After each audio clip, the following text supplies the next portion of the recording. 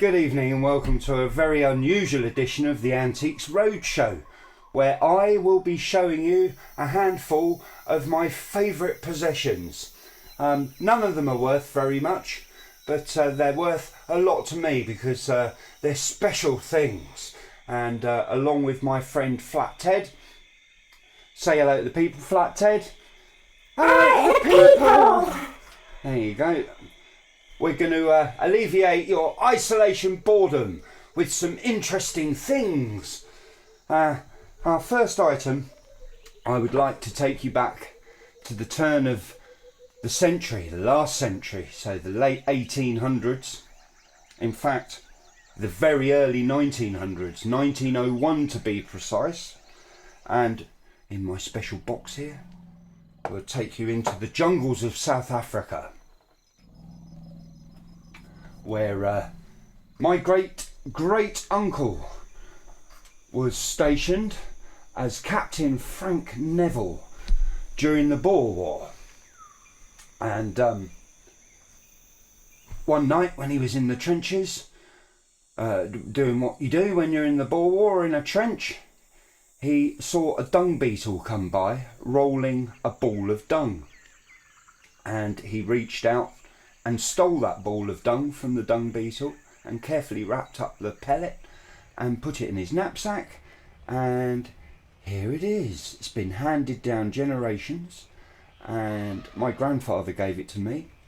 That is 100% pure jungle poo from the late 1890s, early 1901, 1902, somewhere around there. And we can't change history. What happened in the past is in the past, and Boer War was a terrible thing, as well all wars, but this is a wonderful thing. Imagine a beetle the size of your thumbnail rolling this round. I also have in there box a tiger's claw, which is dreadfully un-PC today, but at the time some serious treasure that the soldiers would bring back from their mission to Africa. Anyway, that's enough from the Boer War. The sound of the sea. One of my favourite pastimes living in the southwest has been combing countless beaches, tide lines, cliffs, muddy guzzles, whatever they are. My children grew up pretty much any spare time we had, we'd be down the beach. We'd have a Find the Prettiest Stone competition nearly every week, and I'm still very active in my stone finding today. This is the current box that sits by the side of the sofa, and on many walks with Sarah and Holly, off I go there, and still with the kids, we go down the beach and find interesting stones. So I'm going to just offer you a couple of these. There's a very beautiful example of an ammonite, which I found at Lyme Regis in the 1980s, that one.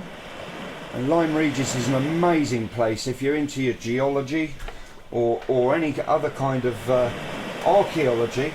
It's an interesting place. Look, there's a trilobite.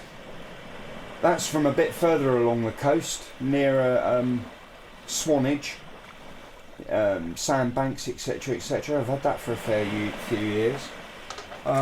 All of these found, none of them purchased. I've got some interesting things like a piece of sandwich.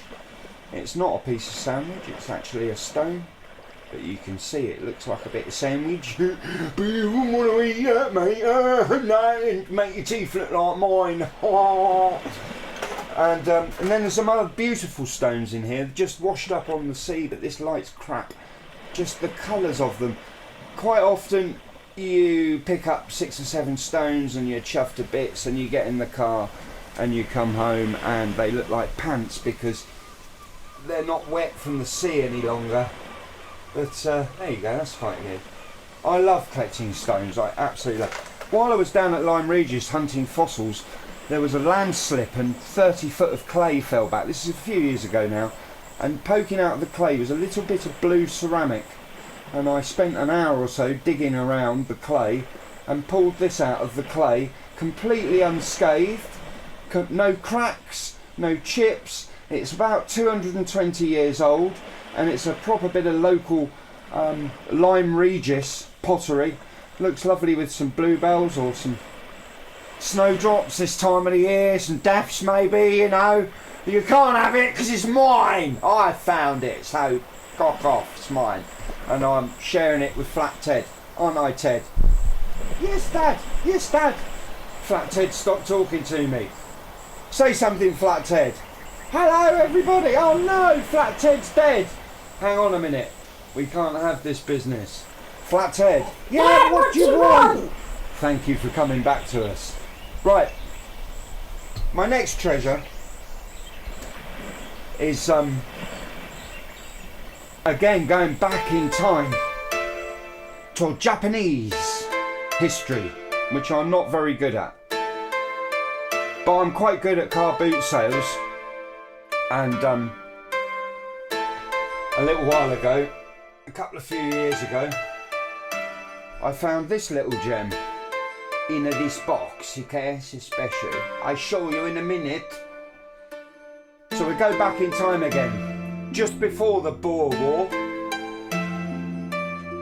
back to the time of the samurai warrior in Japan. The samurai warriors ran things, and about the late 1860s, I think, they were overthrown and all the warriors were killed, and all their swords were hung up, etc, etc, and a more military government or military was set up.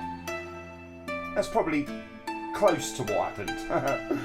Anyway, the skilled workmen that made all the samurai swords and all the art and everything were kept alive, and they kept making things. And this thing here that I found at the car boot is called a piece of shakudo, which is the Japanese terminology for folding metals together, precious metals together. Shakudo itself is a mixture of copper and gold, and it makes like a black kind of background metal here. And this would have probably originally been a decorative plate for a samurai sword, but at the end of the samurai period, a lot of the stuff that had already been made for weapons was turned into jewellery and sold to the travelling Westerners that visited Japan to take home with them. And this is a beautiful example, my camera keeps switching off, of shakudo. Let's see if I can hold it. It depicts sea creatures, whales, squid, various different fish, all inlaid on top of copper and gold. Platinum, white gold, silver. It's an absolute beautiful little thing on a fan-shaped background. I paid £1 for that, and it's not for sale. It's one of my heart close-held little finds, and that'll be my children's one day. Yes, and hopefully theirs, and it will go on. Another little trinket.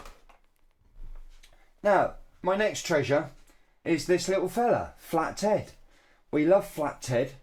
Flat Ted has been with me the same amount of years I've been on the planet, haven't you? Yeah. Trouble is, his voice keeps going wrong. I don't know what happens to him, but occasionally his voice stops working. Doesn't it? Anyway, Flat Ted, 54 years old this May, was presented to me on the day I arrived. And he's been a companion to me all this time. He's been around the world with me. He's been on many gigs. I don't think I've taken him to a car boot sale for the fear of losing him, actually. But Flat Ted, he's top man. I love him to bits, even though he's got a dreadful split personality.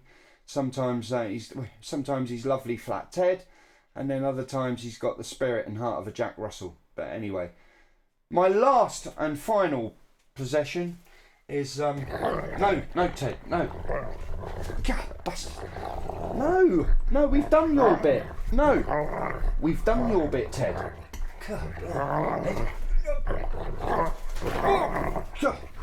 Sorry, people. Ted's just got a bit anxious.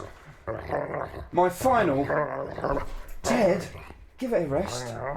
Give it a rest. My final. All right, Ted. My final close held possession is my necklace, my essential necklace. This is my essential necklace. Get out of here, Ted.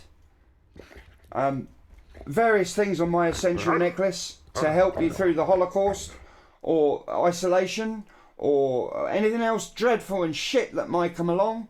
This is the essential necklace. And in any kind of emergency, you just get hold of this big mother and give it a large. And if you don't feel confident after that, you've got a little backup. They can actually both be done together. No, that takes years to work out how to do. And then, of course, you've got a good old Acme siren whistle, which has been clogged up by our old smoker's breath. That was my dad's. I absolutely adore this whistle. And this was my dad's as well.